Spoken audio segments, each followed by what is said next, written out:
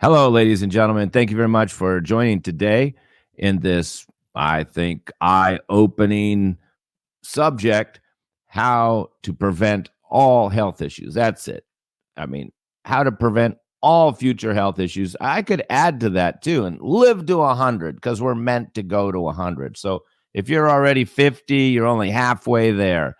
So, and if you're young, better. The more you're able to make these actions, which I'm going to talk about here today, is going to determine how long you live. That's right.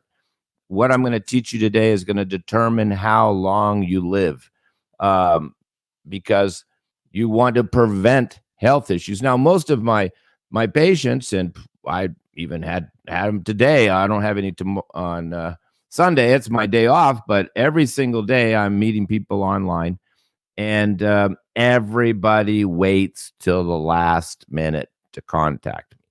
Even they know me, even they're familiar with me, even they did appointments with me in the past, even I treated their husband or their wife or their mother. So they know about me. They know they're getting my newsletter. They know what I can do. They can see my testimonials, but nope, they don't contact me right away. Generally, people will go on social media. They'll follow YouTube a lot to try to treat their condition. Of course, they still go to the doctor. Then they'll take the medicine. Then they'll be back on social media or YouTube trying to get rid of their condition. And this goes on often for years, not months, like years. And then they contact me when they go back to the doctor and the doctor's giving them more meds because the condition's not getting better. I'm not saying that not everybody's able to treat themselves, but this is the way they're coming to me. They're coming to me last. And I do regular emails in my newsletter, which is over 4,000, people in my newsletter. And I always encourage people to be preventive, to take preventive action, to do regular checkups, to let me, professional, determine your state of health. No takers. I generally don't even do it. I've offered discounts. I don't really promote preventive health care because just nobody replies. So that's why they have the health problem. You starting to get it here? What am I teaching? Prevention. What is prevention? Very easy to understand. Maintenance. Let's look at a car. I have two cars. One's over 20 years old. The other one's over 30 years old. And the secret is maintenance, changing the oil, changing the fluids, and checking, opening up the hood, looking inside, and then taking it to the car mechanic. Usually when I take it to the car mechanic, I always tell them, look for other problems. What else? What do you think of the brakes? What do you think of this? What do you think of that? And I usually have a list of things that I have to fix someday in the future because both of my cars are old cars. So I know what needs to be taken care of. You don't want to have like a squeaky brake and just keep putting it off. And then next thing you know, your whole brake drum is damaged. And that's basically what people do. They get a little squeaky noise and in their body, little something, nothing too serious. And they put it off. And then they have to go on medicine. And that's what people are doing. Everybody. Now, you may think, but I'm taking vitamins, Kabir. I'm going to the gym. But this is insufficient. So this is one of the problems is people think, oh, I eat good. Why did I get cancer? I'm eating good.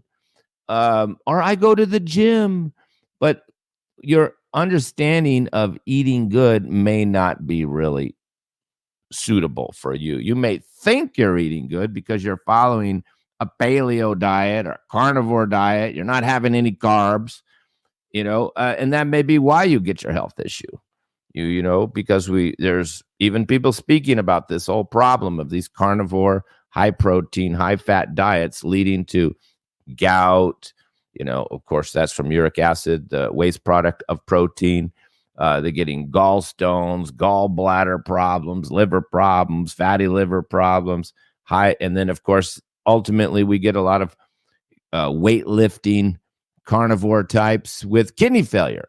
So those people in their minds, they thought they were eating good because they were following this this keto diet, and they were going to the gym. I get people all the time from the gym coming to me. They're not healthy people in the gym. They're interested in looking good and building muscle for the men and staying thin.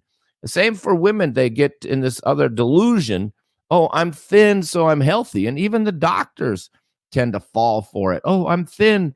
Oh, you're looking good, or you're not overweight. That's all they can see. This is also a big mistake. Also, just thinking, oh, your blood work is okay, then you're okay. No. You have to understand that the lab results that you get from the doctor are, by the time your bilirubin's too high or your EGFR is too low, or it's serious at that point. They're only looking for more serious and advanced conditions.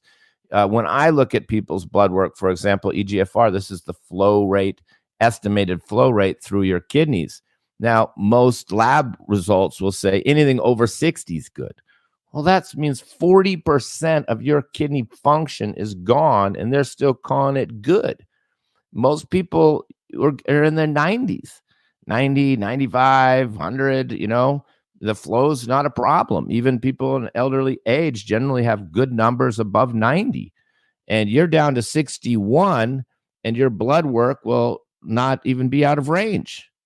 And 30, when you get lower than 30, definitely at 20, you're going to dialysis. You're halfway to dialysis, and the doctor isn't even bringing this up to you.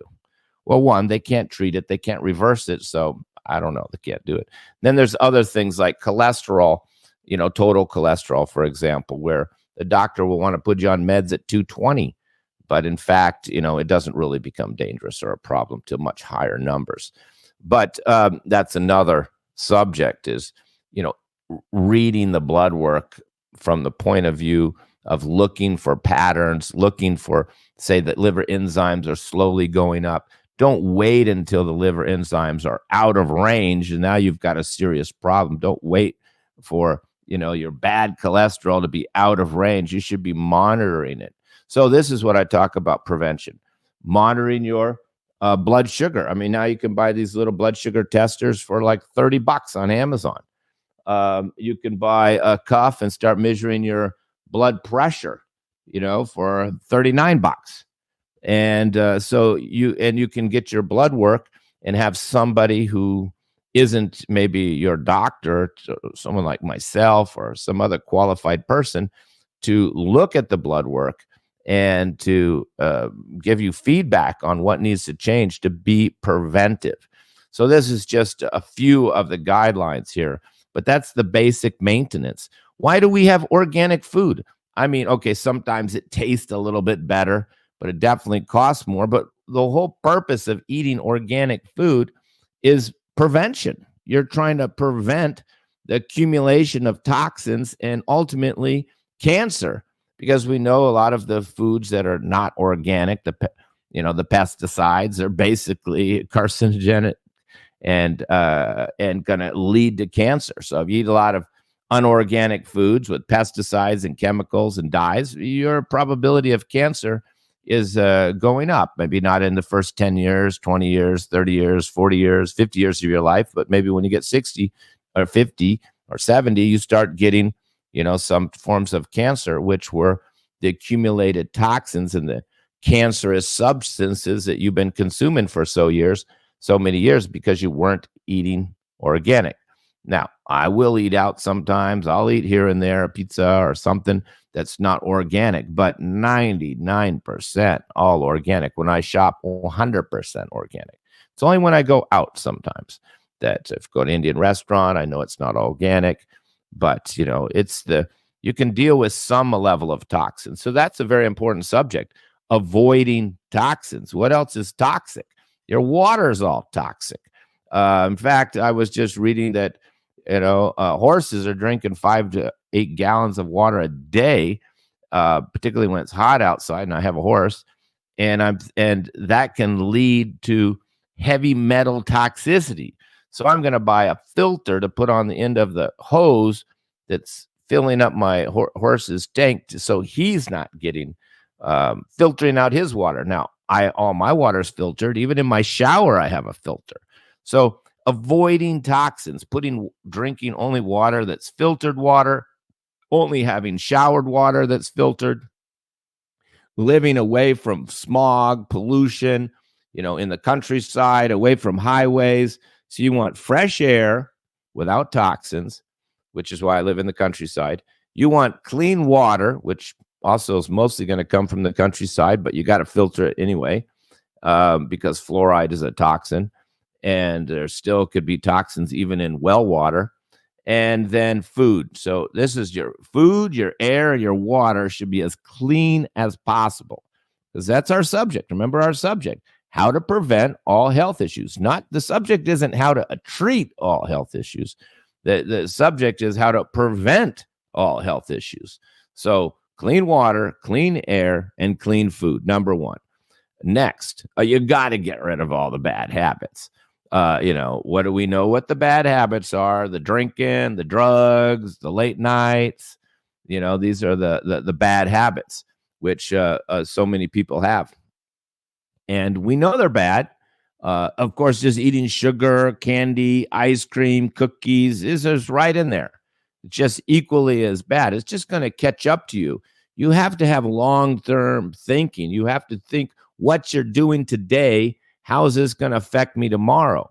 I mean, that's what they say, the guy who's concerned about his health in his 20s and his 30s, he lives to 70 or 80. And the person who's not concerned about their health in their 20s and their 30s, they may not make it past 60. I remember one patient, he was actually in the hospital doing the appointment. He had high blood pressure, diabetes, and now kidney failure. He was already on the medicine for the high blood pressure, which we know contributes to damage in your kidneys. And then he also had high blood sugar, which is super destructive. He had neuropathy and blurry eyesight and all the side effects of this high blood sugar, even though he'd been on the medication. And now his kidneys were failing. So I did the appointment, and the wife was taking notes. They're in like some hospice care at the time. He's in such bad shape. And then one appointment later, I got the wife separately. He wasn't there. I was talking to the wife before, and I said, how come your husband, he's only like 52 years old. I mean, he's 10 years younger than me. Why is his health so bad? And she had one answer, which really was an eye opener. And this is the wife, the person married to him for 20 some odd years. She said, he just didn't care. That was it. She summed it all up. She didn't go into the details. We knew he used to smoke. We used to drink. We knew he ate bad food. I knew all that stuff. But, the wife summed it up in one sentence. He just did not care. And now he's in his early 50s with kidney failure and high blood pressure. It's not being controlled by medication, and high blood sugar, which is starting to, give him neurological problems. And so that's it. I mean, if you were to sum up, how do you prevent all health issues? You got to care. I'll repeat again, maintenance. You got to be on the ball. I mean, it's the same for your teeth. I mean, you got to be on the ball. I'm brushing my teeth, flossing my teeth, water picking my teeth. And it's kept me out of the dentist, for 40 years, but it's taken time. I mean, I have to do it every day. Every day I do a mouth pulling, I do a toothbrush. I make my own tooth powders. So I'm using my own tooth powders. I make my own mouth washes. I have my own oil pullings. I've made these products to treat myself and take care of just my oral health, just my gums and my teeth. I'm probably spending at least 30 minutes every day, if not more, just on oral health. So it's, and if I were to be younger, I think there's an old saying that says everybody, when they're old, wishes they would have brushed their teeth more when they're young. I think I'm still in that category, but again, prevention is everything. So get rid of the bad habits, eat clean food, have clean air. If you don't live in a clean air environment like the countryside, get air filters. I mean, I live in the countryside and I still have air filters in my bedroom. spend a lot of time in the bedroom sleeping, breathing in the air, particularly when the windows and doors are closed in the winter. So I got air filters going. Sometimes I even have two running in my room. And I like to close the doors and run the air filters before I go in there. And when I go in the room, I can tell the difference. So organic food, clean air, air filters, clean water, and water filters. Number one, get rid of the bad habits. Number two, next, focus on the three most important parts of your health: your digestion, your elimination, and your sleep. Now, a lot of people are just like, they accept these problems. Oh, I just don't sleep good. Oh, I just never sleep good. And then they get on the med eventually for sleeping. And then, then they get tired. Then the side effects hit them. And now they're kind of somewhat, it's hard to get off these meds sometimes once you've been on them a long time. Now they're coming to me trying to get off of the sleeping med. Well, it would have been easier in the beginning to get off of the coffee that was creating the insomnia in the first place, or maybe changing your life to get the stress down, and at least take herbs. I mean, I take sleeping herbs almost every night. I don't drink coffee. I do drink green tea. Sometimes I can drink a lot, but I'm a kind of fired up guy. I get all fired up. I get all worked up. I get into my work. I'm online, and I need the sleeping herbs just to get to bed and get to sleep.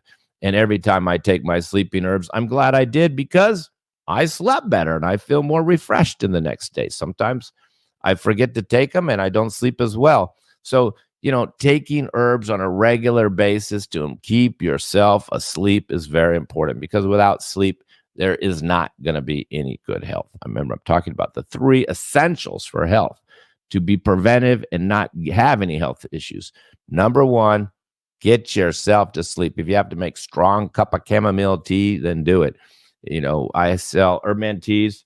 We sell a whole bunch of sleeping products, sleeping teas, and we even have sleeping formulas for people who are hot at night, people who are warm at night. We have different types of sleeping products. We have sleeping tea plus, a stronger version. We got relaxing tea, sleeping tea, all on herbanteas.com. So these herbs are safe and good for long-term use, and you're being preventive with them. You're trying to, by me taking my sleeping herb at night, I'm being preventive right then to make sure I get to sleep that night. I'm preventing a bad night of sleep. And next is your digestion. Now, of course, people just don't really know what good digestion is. It's kind of like, a lot of people, they don't know what good, when their car's running good, because they're just driving the car and they're not really thinking about it. But the car mechanic, he can hear the knocking. He can see the smoke coming out the back. He can hear the engine, and he knows that engine is not running good. But you're driving, you're going forward, but your engine's actually not running good. You may notice gas mileage is really bad. That's a sign when your engine is not running good, not tuned up. Same with the human body. Most people are eating every day, not even thinking of their digestion. They got gas and bloating every day. They don't even think about it. They just, I got used to it. Some guys, they don't even care at all if they're gassy and bloated now. And then, you get heartburn, another type of digestive problem.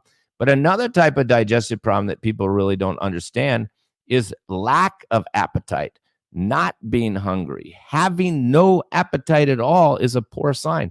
I always try to remind people who have had children, if you have a young child, he's maybe 3, 4, 5, 6, 7, 8, this age, infant, toddler age, and he is not hungry till 4 o'clock in the afternoon, you get concerned. I mean, when you're a parent and your kid wakes up, has a big doo-doo, and then he's really hungry, and you're making his oatmeal, making his cereal, giving him his eggs, you kind of feel good. Like you got a healthy kid on your hand. He's hungry. He's got a good appetite here. He's hungry. But now what happens if the same child isn't hungry till 2 o'clock? You're worried as a parent, because that's not a good sign. That's not a good sign of health. It's a lack of appetite. Now, there's many causes to that. It's a huge subject. The most common cause is people are just snacking, eating irregular, bad food combining, eating it late, constipated. And, then they don't have this appetite. And sometimes people are trying to lose weight, so they almost think it's a good thing. but it's not. No appetite is poor digestion. A lot of gas and bloating and food sensitivity, poor digestion. Now, we tend to blame everything on the food. Oh, it's the gluten. It's the gluten. Oh, no, it's the histamines. Oh, I'm on an antihistamine diet. I'm on a gluten-free diet. Oh, no, it's all grains. All grains are bad. I can't eat any grains. So this is our mentality. And we just, oh, I can't eat this. I can't eat that. And they just start eliminating things. And this is a digestive problem. I always joked when I spoke publicly. I said, if you can't eat a piece of bread, you have a digestive problem because the rest of the human population is eating bread. I'm not saying eating bread is suitable for everybody. It is a weight gaining, hard to digest food, but you should be able to eat a piece of bread. If you can't eat a piece of bread or eat certain foods and everything is bothering you, got this hypersensitivity problem with your digestion. Well, that's a serious digestive problem.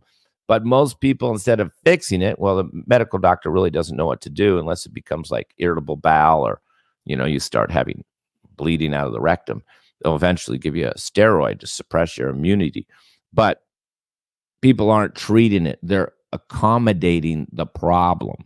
They're way past prevention. There's no prevention at all. Now they're having the health problem and now they're just ignoring it. So first there is no prevention.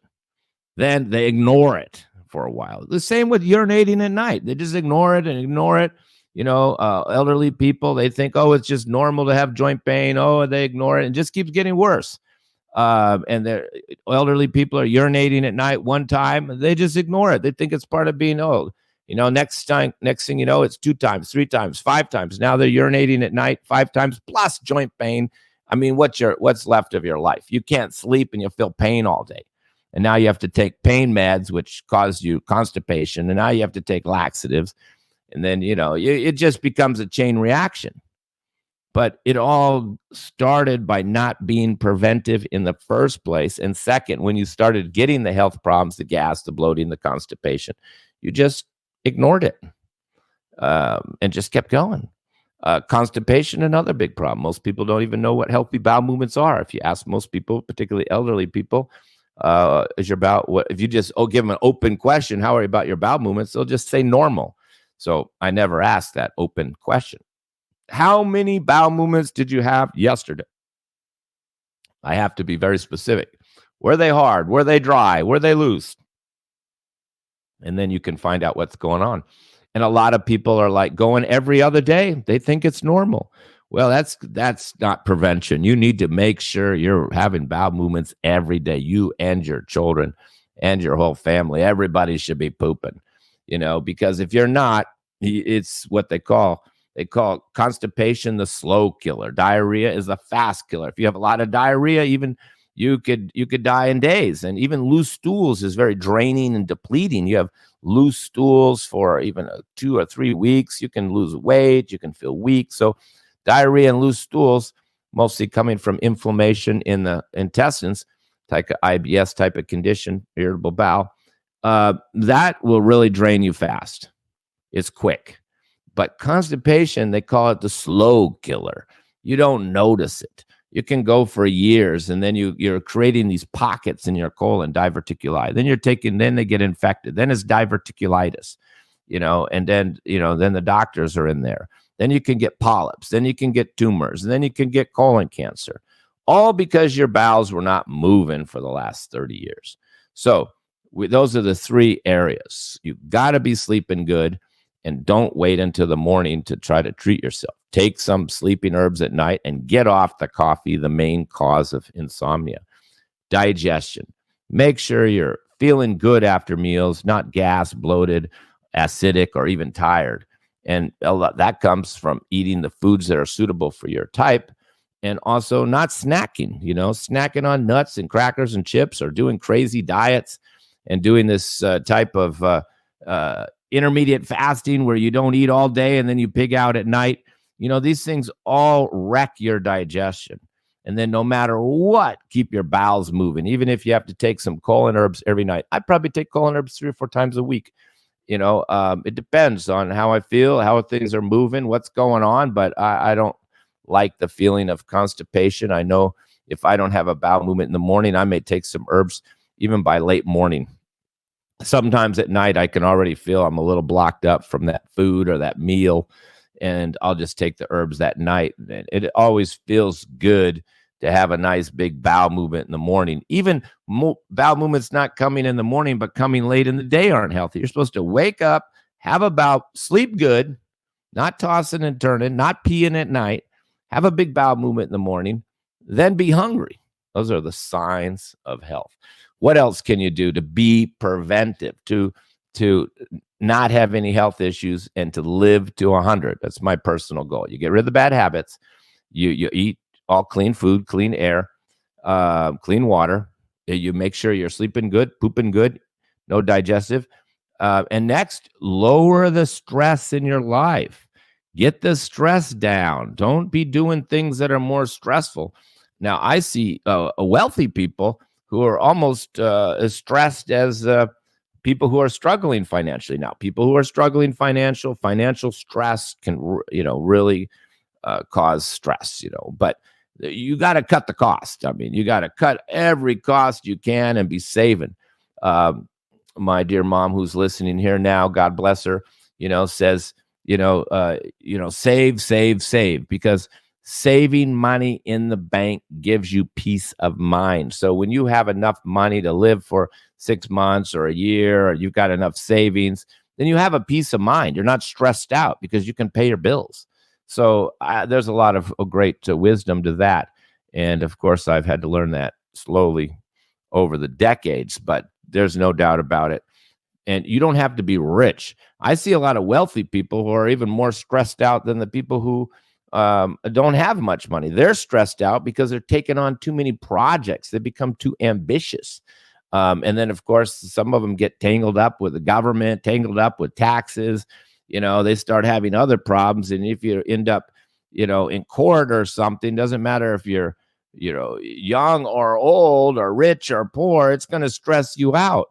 So you want to that's why I don't drive fast. I don't want to have the stress of, having an accident. I don't want the stress of being pulled over. I just drive slow, take my time, no rush, no stress.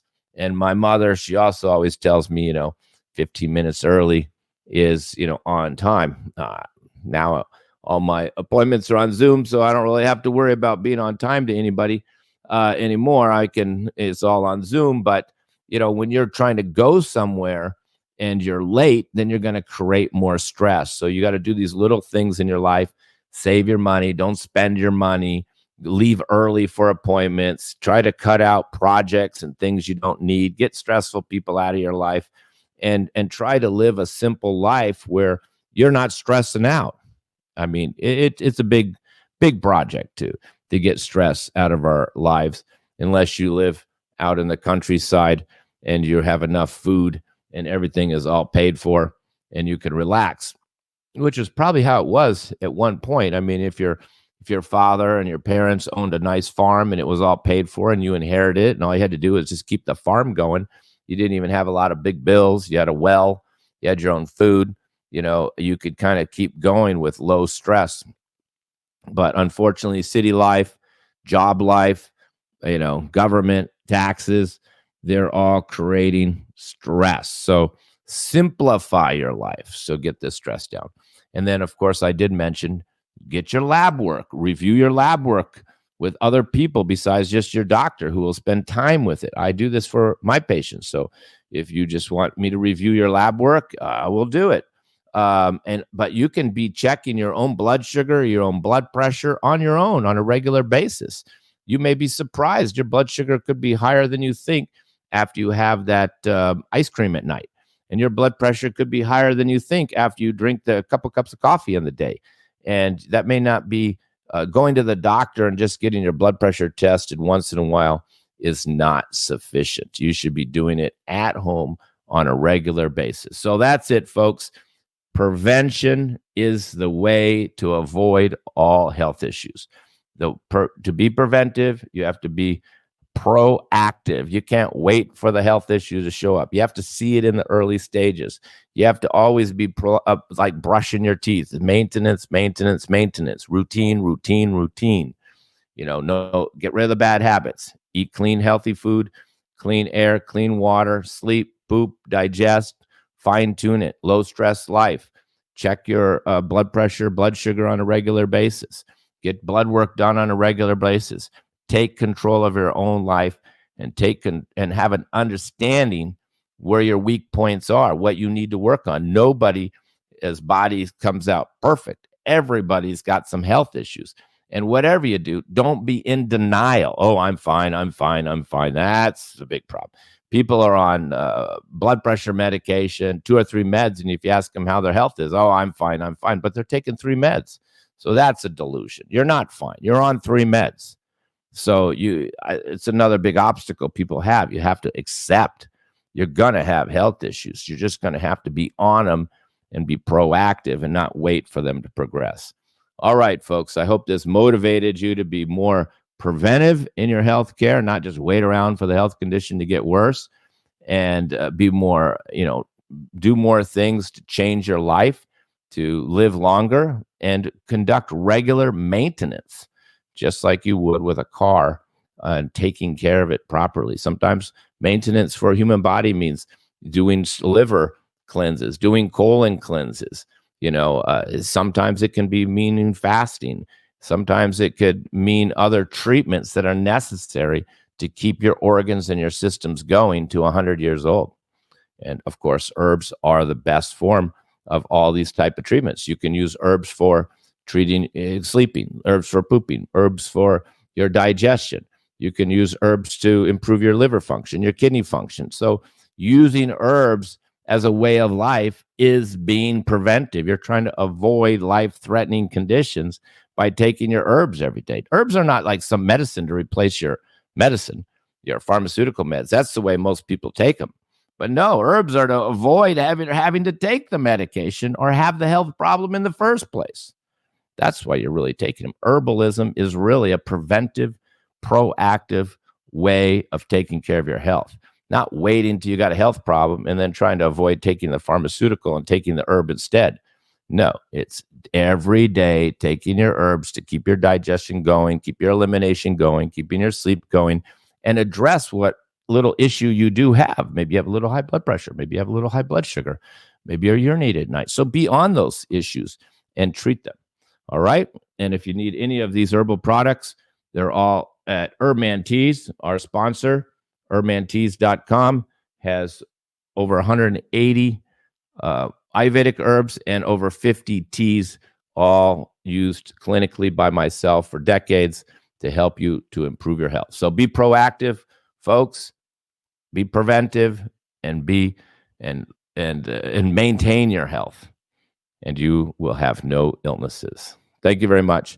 God bless you all. I wish you the best of happiness and good health.